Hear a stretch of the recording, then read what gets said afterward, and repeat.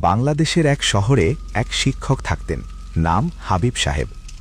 তার ঘরে ছিল ব্রিটিশ আমলের একটা বড় আয়না, কাঠের কালো ফ্রেমে বাঁধানো।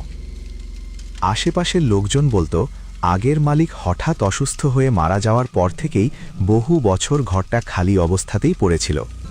অনেকেই এসেছিল ভাড়া নিয়ে থাকতে, কিন্তু বেশি দিন থাকা সম্ভব হয় না। বাড়ি ছেড়ে যাওয়ার সময় সবার একটাই কথা, ঘরটা ভালো না। প্রতি রাতে কিসের যেন উপস্থিতি মেলে ঘরটায়।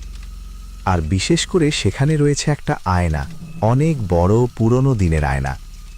আর তাদের ভাষ্যমতে আয়নাটা অস্বাভাবিক। কখনো কোনো ভাড়াটে আয়নাটাকে ভেঙে ফেলার বা ফেলে দেওয়ারও সাহস পায়নি, কারণ সে ঘরটাতে পুরনো পুরনো অ্যান্টিক অনেক জিনিসপত্র ছিল, আর সেগুলা নষ্ট করার কোনো পারমিশন ছিল না। আয়নার ব্যাপারে কোনো কথা বা আয়নাটা যে কিছুটা অস্বাভাবিক, হাবিব সাহেব এসব বিশ্বাস করতেন না। কিন্তু কয়েক সপ্তাহ পর তিনি প্রতিবেশীদের কাছে অভিযোগ করতে শুরু করেন। রাতে ঘুম ভাঙলে দেখেন আয়নার ভেতরে ঘরটা একটু আলাদা লাগে। কখনো চেয়ার অন্য জায়গায়, কখনো দরজা আধখোলা।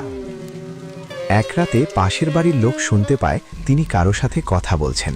বারবার বলছিলেন, না আমি আসব না, তুমি বের হইও না। আর ঠিক এভাবেই নিয়মিতই আশেপাশের প্রতিবেশী লোকজন রাতের বেলা হাবিব সাহেবের কথোপকথন শুনতে পায়। কিন্তু হাবিব সাহেব এত রাতে কার সাথে কথা বলে? সে তো ঘরটাতে একাই থাকে। এক রাতে প্রতিবেশীরা ঠিক একইভাবে হাবিব সাহেবের কারো সাথে যেন কথা বলা আর তার পরপরই বিকৃত কিছু আওয়াজ শুনতে পায়। পরদিন সকালে দরজা ভেতর থেকে বন্ধ পাওয়া যায়। ডেকে সাড়া না পেয়ে লোকজন দরজা ভাঙে।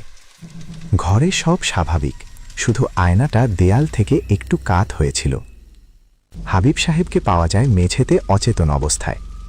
জ্ঞান ফেরার পর তিনি শুধু একটা কথাই বলেন, ওটা অনেক ভয়ঙ্কর দেখতে, কিন্তু ও ক্ষুধার্ত। এরপর থেকে তিনি বেশ কয়েকদিন তীব্র অসুস্থ হয়ে পড়েন। যে কয়েকদিন তিনি অসুস্থ ছিলেন, ভুলেও একটি বারের জন্য সে আয়নার দিকে সে চেয়ে দেখেননি। অসুস্থতার কারণে বাসাটাও পরিবর্তন করা হয়ে ওঠেনি তার। কয়েক মাস পর তিনি মারা যান। বাড়ি খালি হয়ে যায়।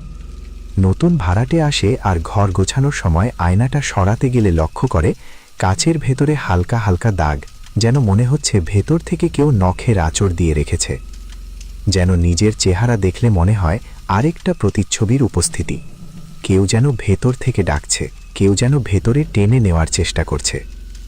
আর এলাকার মানুষ আজও বলাবলি করে এভাবেই পালা করে চলতে থাকে বছরের পর বছর সে বাড়িটায় ভাড়াটিয়া ভাড়া নেওয়া আর ভয়ে বাড়ি ছেড়ে দেওয়ার খেলা। আসলে কিছু কিছু গল্প বা ঘটনা সারা জীবনই অমীমাংসিত থাকে। অনেকেই অনেক কিছু জানে, বোঝে বা দেখে, কিন্তু সেগুলা নিয়ে কেউ কখনো ঘাটাঘাটি করতে যায় না।